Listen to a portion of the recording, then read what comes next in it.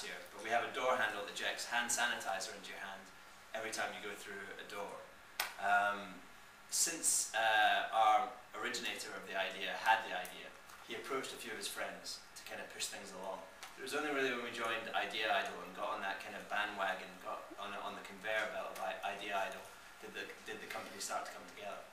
So that, for me, is one of the main reasons why you should really jump on the bandwagon and try and get as much out of this process as you can. Firstly, it consolidated our company. It made the roles clear about who would do what. Suddenly I became the kind of operations guy responsible for manufacturing costs and looking at how we might make the thing and so on. Whereas other people became interested in finance and so on. Important lessons came out of that. First one being that we weren't going to make any money in selling handles. Money was actually in the inserts. And if you think about it, you can only fit handles to a door once, but you fill the inserts 2 or 3 times a day.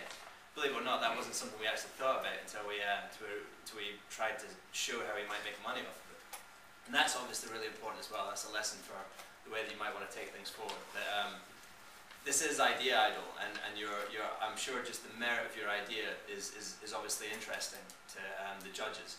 But they're all from corporate backgrounds, and they all like to know how it makes money, and they all like to know, hopefully, how it makes an awful lot of money for them if they're an investor.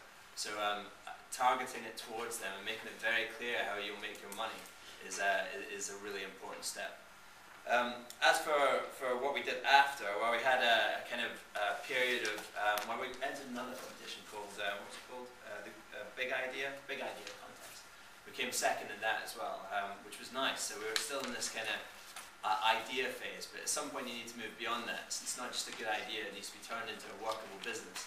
And that was actually quite a really tricky period, because unlike Alistair, there were quite a few of us.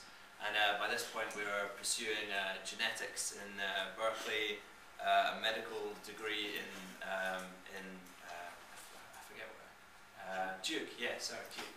And I was still in Oxford, and one of our designers was in the RCA and pursuing her own design. So we were really in different directions. So as Alistair was able to kind of really commit to it himself and push it along, we had to find ways of managing our time to push things forward from there. So beyond the kind of razzmatazz of selling an idea, and that's really what you want to do for Idea Idol, you need to sit down and think, how are we actually going to make this work?